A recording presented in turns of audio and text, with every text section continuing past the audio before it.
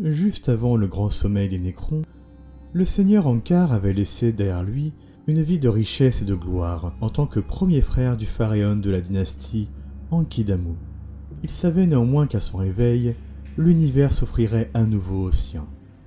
À son réveil, il reprendrait sa place aux côtés de son frère et reprendrait ainsi la régence de leurs soldats d'élite, menant à leur tête une grande reconquête des étoiles, débarrassés de leurs vieux ennemis, les anciens. Juste un long sommeil, sans rêve, pour que ceci puisse se réaliser à l'avenir. Lorsqu'il s'éveilla, des millions d'années plus tard, ce fut une dynastie en ruine qui l'entourait. Sur son trône, le corps de métal de son frère trônait, inanimé. À ses côtés, Istek, le grand psychomancien de la cour, annonçait le décès au cours du grand sommeil du pharaon et le transfert des protocoles de commandement à sa personne, acceptant avec modestie la tâche de diriger la dynastie. Autour, les automates canoptèques semblaient mimer une parodie d'applaudissements. Autour, les immortels écoutaient dans un silence obéissant. Dans les ombres derrière le trône, d'horribles créatures difformes, des parodies des glorieux Nécrons, s'activaient.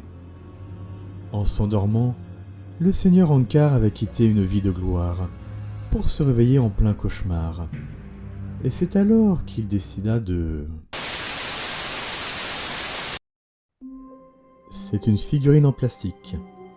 Juste une figurine en plastique, peinte. Et pourtant, peut-être que durant ces quelques instants, vous avez été pris dans son histoire, ressenti de l'empathie, de l'engagement, de l'amusement, bref, des émotions pour lui. Mais lui n'existe pas.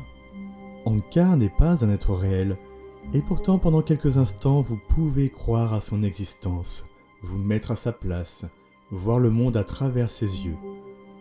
C'est là tout le pouvoir des êtres humains, le pouvoir de la fiction.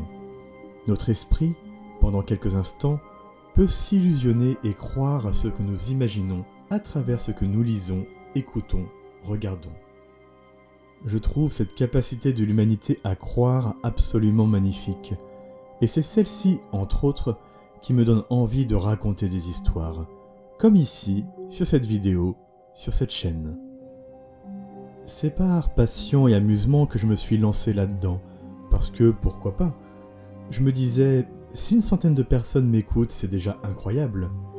Pour vous dire, dans mon métier, je me suis retrouvé à faire une conférence sur le bonheur devant 52 lycéens. Oui, la vie nous amène parfois dans de drôles de situations. Et ce fut à ce jour mon plus grand public dans ce cadre. Et aujourd'hui, cette chaîne a dépassé les 1000 abonnés. Un chiffre vraiment symbolique. Vous êtes si nombreux à suivre mes réflexions, pensées, propositions de questionnement dans le glorieux univers de Warhammer 40 000. Et c'est pour cela que je fais cette vidéo un peu improvisée aujourd'hui, pour vous remercier de votre présence et de votre écoute, et au grand plaisir de continuer à vous proposer ces histoires, fiction, philosophie capillotractée. Voilà, tout simplement, merci.